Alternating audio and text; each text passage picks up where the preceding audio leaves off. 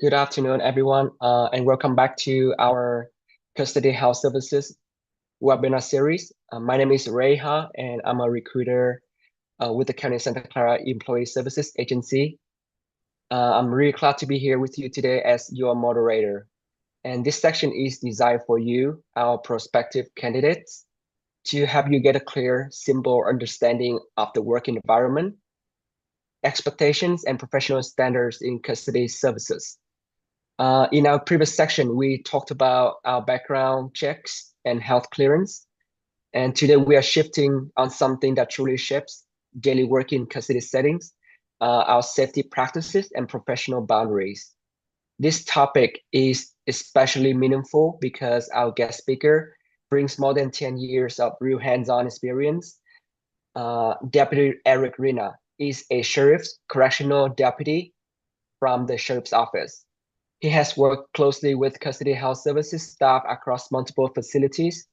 His perspective reflects the balance of safety, humanity, and teamwork that makes this work possible. Before we begin, just a few housekeeping items that this section is being recorded and live streamed on LinkedIn, Facebook, YouTube, and Instagram. The full recording will be available afterwards. If you like more information about custody health services, you can scan the QR code on your screen. And please feel free to send your questions at any time. Our team here in the background is to help with the Q&A. With that being said, I'm honored to introduce Deputy Eric Rinna. Deputy Rinna, I'm really glad that you're here. I know our candidates appreciate hearing directly from someone who works in the environment every day. To start us off, could you please share a little bit about yourself and what originally pulled you towards working in custody settings? Perfect. Good afternoon, everybody. Thank you for having me here. Very happy to be here.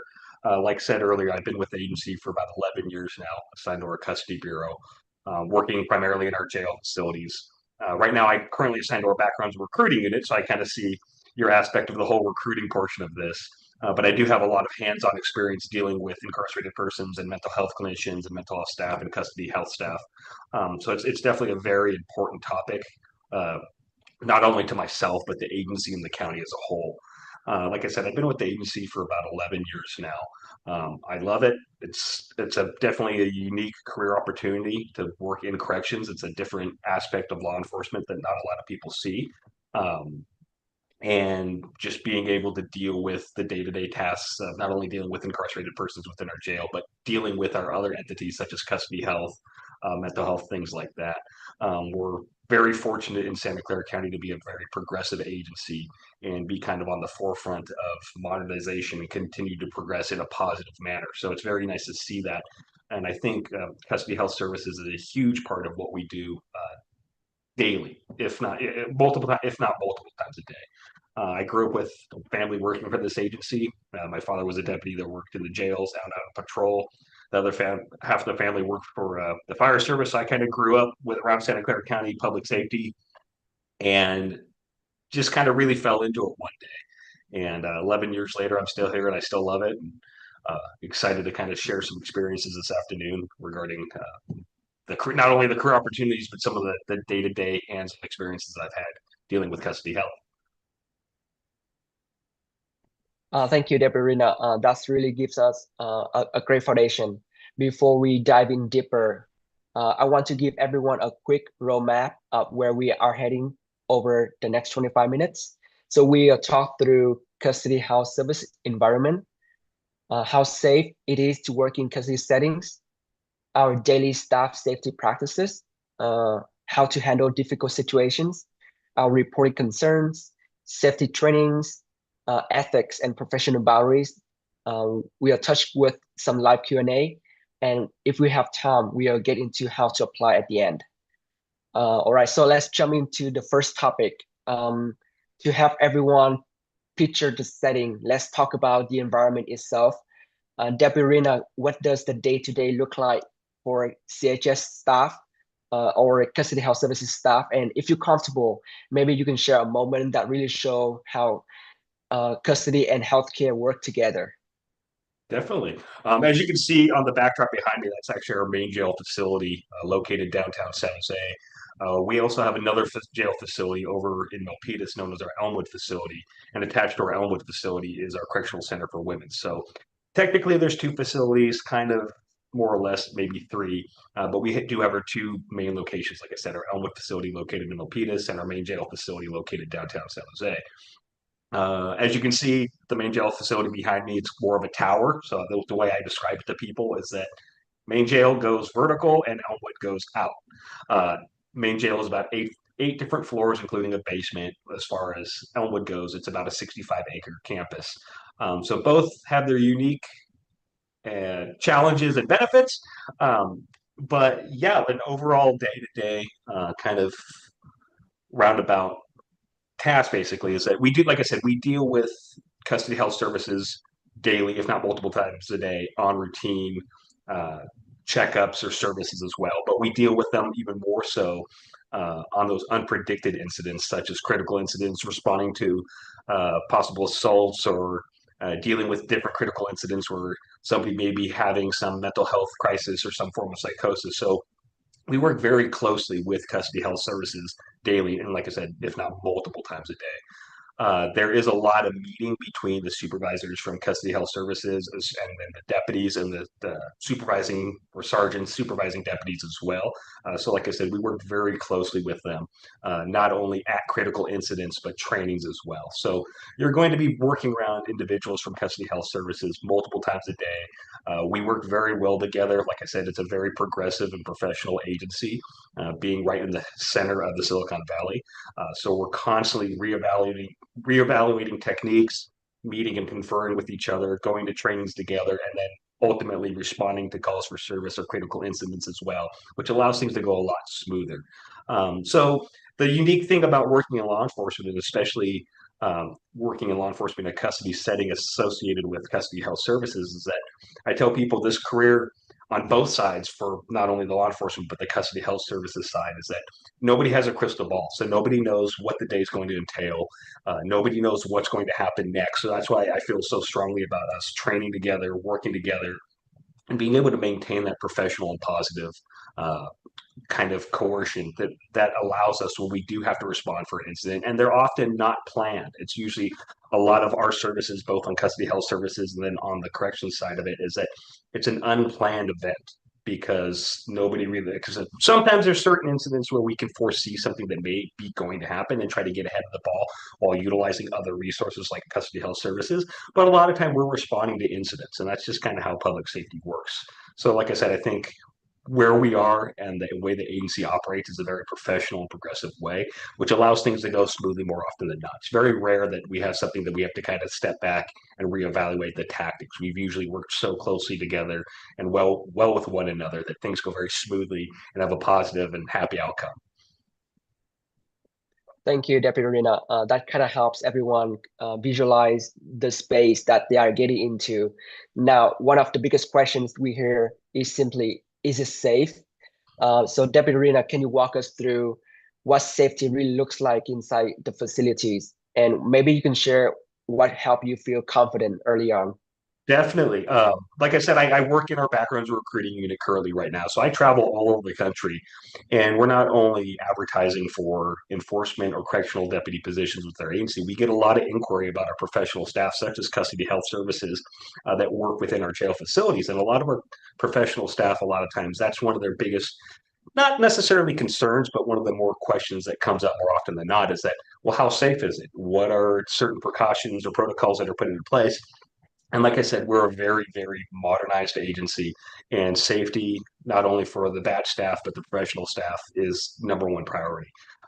It is a controlled environment, but we, like I said, we do have to, you have to understand that sometimes the patients or clients that we're dealing with are incarcerated persons. So we definitely take that into consideration with everything that we do. We won't put anybody into a situation that would not be deemed safe. Everything prior to custody health services being able to engage with a person that's having a mental health crisis or some form of psychosis will be done when safe to do so. So if that means kind of pausing things, slowing down, pumping the brakes a little, we absolutely 100% will do that. Like I said, it's a controlled environment and we do constant training with one another. So it's not that somebody from custody health services is going to respond to a scene or a call for service and not know what's going to be expected of not only them, but what's going to be expected on the bad staff or deputies spot as well. So we definitely make sure everybody's on the same page. Everybody is constantly getting updated on new tactics, new trainings.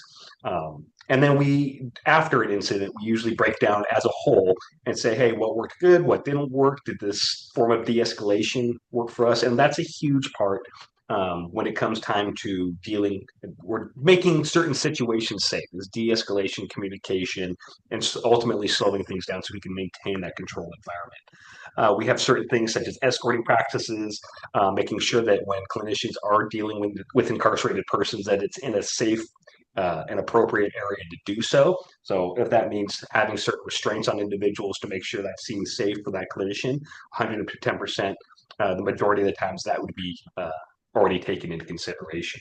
But yeah, like I said, that's the biggest thing that I have, not only for professional staff like custody health services, but bad staff as well. Like I said, you are working in a jail facility, so it does have some of its inherent concerns.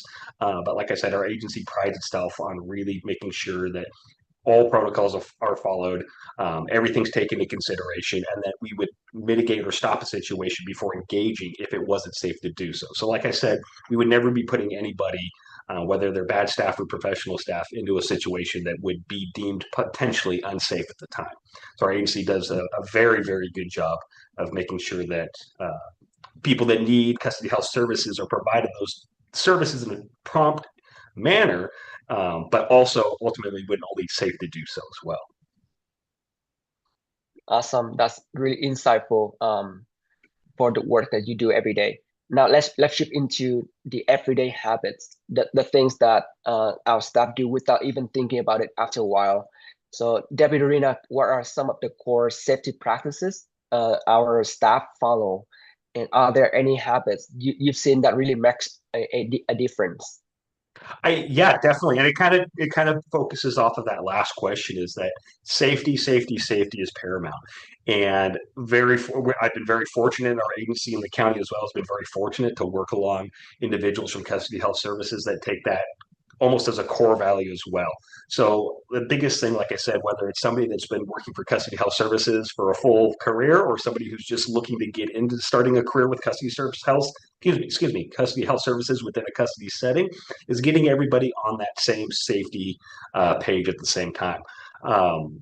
If we were to see somebody kind of go off to the left or the right, whether it be bad staff or professional staff, is that we make sure we kind of slow things down and make sure we get everybody back on the same page just to avoid any potential negative situations. But yeah, we really focus on making sure everybody's aware of their surroundings, clear communication between not only the person that's seeking those custody health services, but clear communication with bad staff on scene or other clinicians that are on scene to make sure we are able to mitigate whatever potential hostile situation there are. There are emergency procedures that we go over with our custody health services, so they understand what's going to be expected of them in a certain situation that may have turned more negative or potential or has the potential to go hostile. So we make sure everybody prior to engaging with somebody requiring their services understands what's expected of them, how to report certain things, and then how to deal with situations where they're not necessarily leaning more towards a positive outcome. But like I said, it's very, very, very rare that we have something that may be potentially negative or have a potential negative outcome, or we're able to mitigate those situations pretty quickly. Um, but yeah, like I said, the biggest thing is communication between everybody on scene, whether it be the incarcerated person, the bad staff, the supervisors on scene, or custody health service clinicians as well. I think communication is paramount, especially working in a jail facility or a jail type setting. Great. Now something we hear from new staff is that what happens if something feels tense or unpredictable? Can you share how CHS staff are supported in those moments, Yes, and definitely. maybe a time that shaped your approach to the escalation? Yes, yeah. The biggest thing is that, like I said, we're dealing with individuals who are incarcerated, so we have to take that into consideration to make sure everybody, including that individual that's within our custody and care, is that everything is considered and taken into a safety aspect of it. Uh, the biggest thing that's worked for custody health services and bad staff and deputies on scene is that realizing that these situations are ever changing. Obviously, we're hoping for a positive outcome, but we do see situations every once in a while where somebody on scene, whether it be bad staff or custody health service clinician, is saying, "Hey, this is I'm seeing kind of a red flag here," and that goes back into that whole communication with everybody on scene, understanding that basically what I tell people as a former training officer within our jail facilities is that everybody on scene is a safety officer. Everybody is expected to raise their hand and point out a red flag if one were to arise.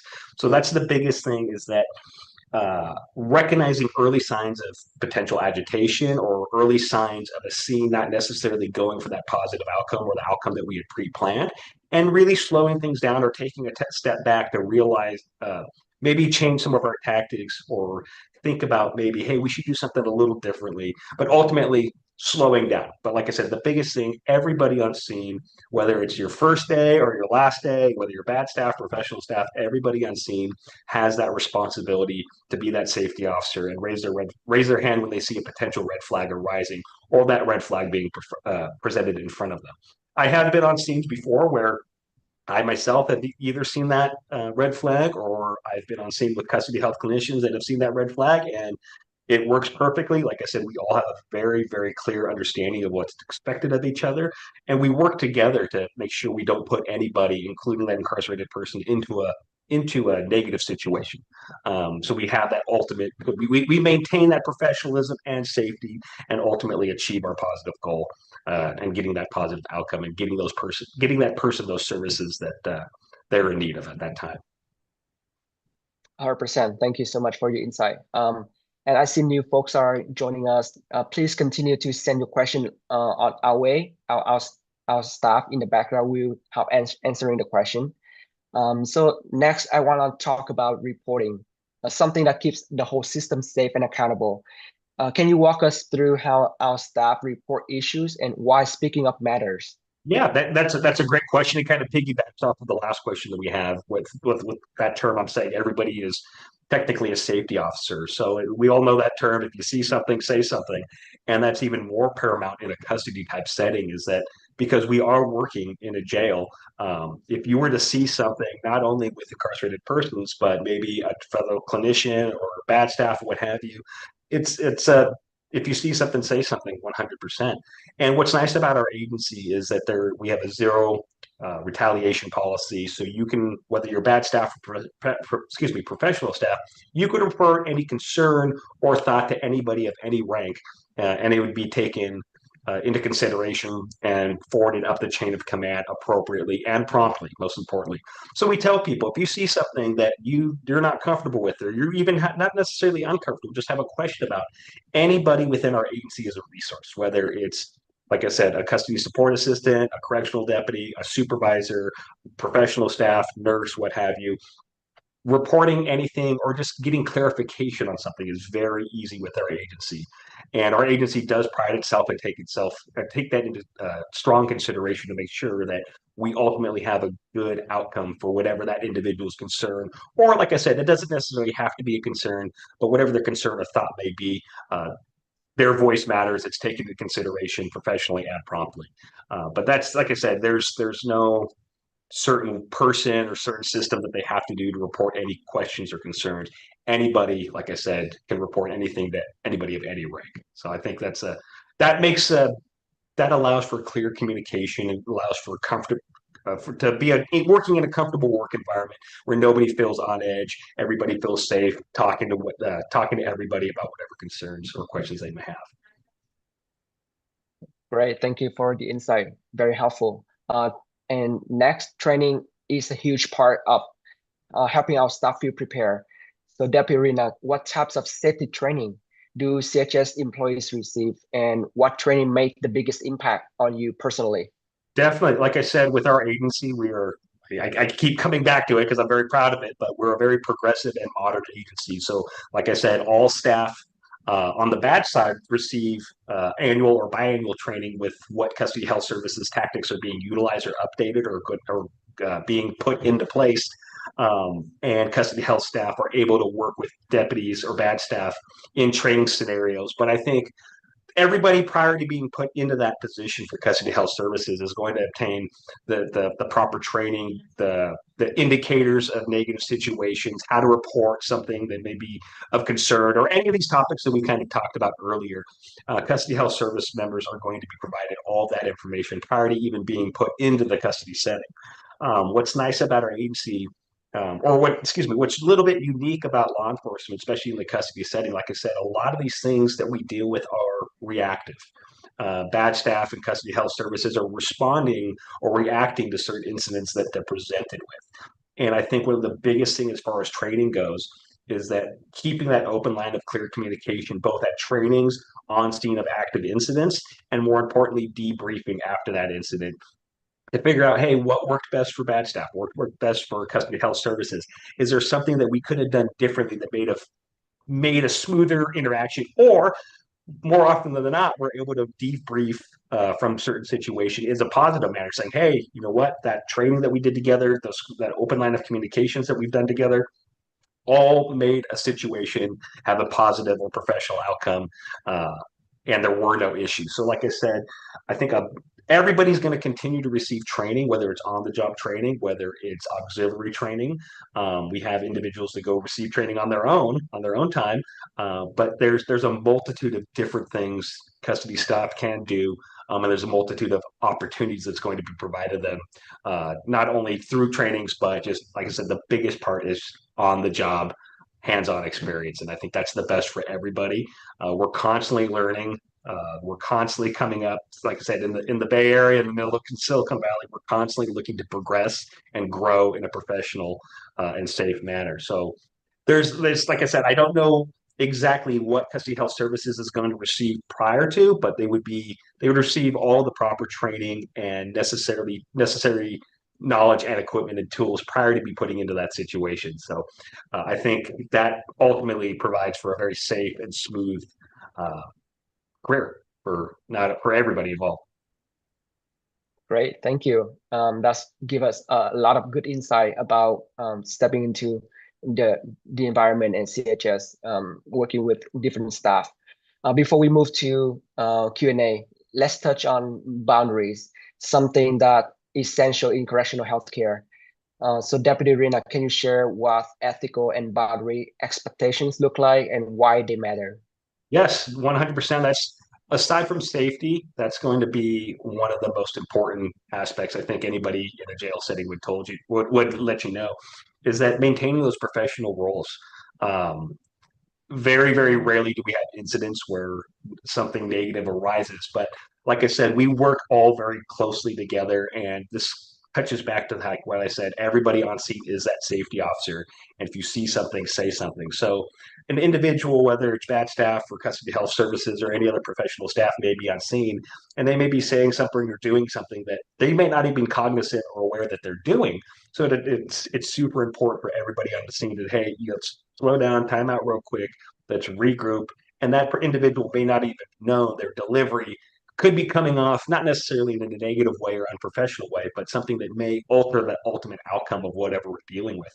So the biggest thing, like I said, is that safety security of the facilities is obtained by maintaining that professional boundary between the patients or incarcerated persons, and bad staff and custody health services. So our agency is very good on it. Respect plus boundaries ultimately equals safety, and that's our ultimate goal for everybody involved.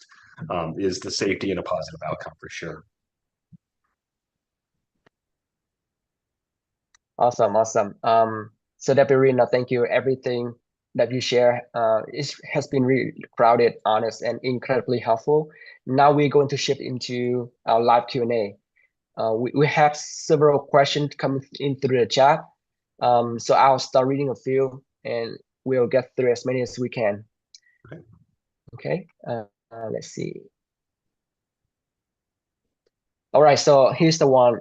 that we receive very commonly.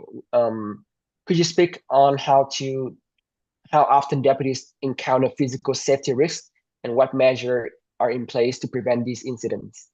Yeah, so like I said, you are going to be, as far as deputies go, you're going to have to deal with critical incidents and potentially negative situations. That's just kind of inherent with the job.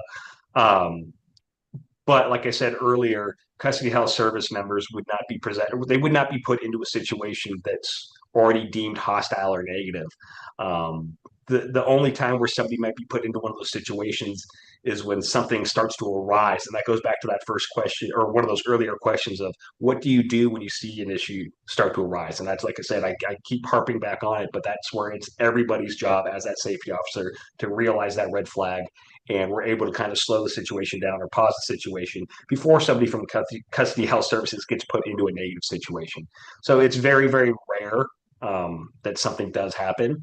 But like I said, it is working in a custody environment, so there are inherent risks and challenges. But like I said, our agency does a very good job of working together, training and realizing issues that arise early on at our super benign stage, and we can handle them accordingly. Thank you, Deputy Rina. While folks are still thinking about a question, I can share a few that candidates usually ask us. Beyond the day-to-day operations, people often ask about what it feels like to work here. So how would you describe the department work culture, morale, and your personal experience working in this organization? Okay, perfect. Yeah, like I said, I love this agency. I grew up around with this agency. It's unique working in a jail. Not a lot of people wake up in the morning and say, "Hey, I want to go work in a jail."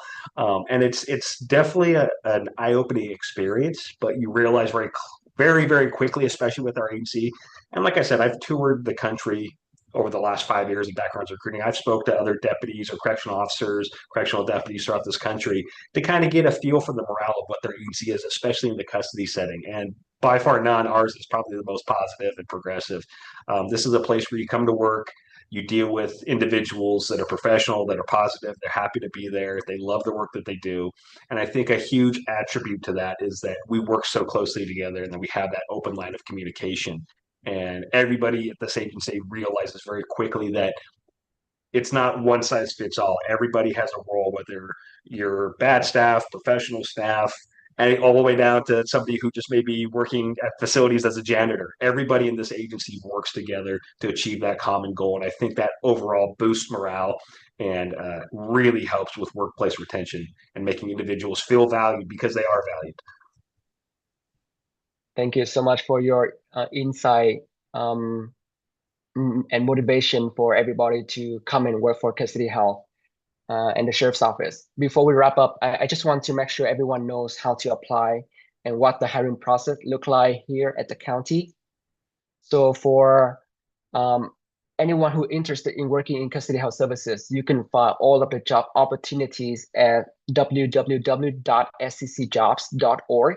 That's where every position is posted, and it's the best place to start. And let me walk you through what happens after you hit submit application, just so you know what to expect. So first, you'll complete the official online application. Most recruitment stay open for about 2 weeks, and once the job posting closes, that's when we begin review applications. We look at your education, experience, and any required license or certifications. Some position might include testing, for example, written exams or performance assessments, agility tests, and that's and if that's required, you'll get an email instructions with the testing date and time. After that, we'll create what's called a qualified candidate list, and that list is made up for applicants who meet the employment standard or minimum qualification and pass any required testing. Once you are on that list, departments can invite you to interview, and interviews are usually scheduled within a few weeks, depending on the department's timeline. There's also an appeal period built into the process. And if you believe something that in your application review or exam scoring needs a second look, you can submit an appeal within the time frame listed in your notification email. And it's normal part of the process, and we encourage people to use it if needed. And If at any point you have questions about your application, your status, or the recruitment itself, you can always reach out to our DEI sourcing team at deisourcing@esa.scc.gov.org. We are the best point of contact for anything related to the hiring process. And thank you so much for everyone to join us today. We really hope that this section gave you a clearer, more authentic picture of our safety and professional boundaries within custody health services, as well as the sheriff's office. A special thank you to our Deputy Rinna for sharing his experience, stories, and insights. Yeah, do you have any other closing statement for our audiences? No, not really. Thank you, Ray, for having me. Definitely some good questions, and I hope this gave individuals interested in working with Santa Clara County Custody Health Services a good brief insight of not only the job itself, but just more importantly, the positive work environment. I think that's one of the biggest things I want people to take away today is that this is a wonderful place to work. We work with great individuals. It's a very progressive county. It's a very progressive agency.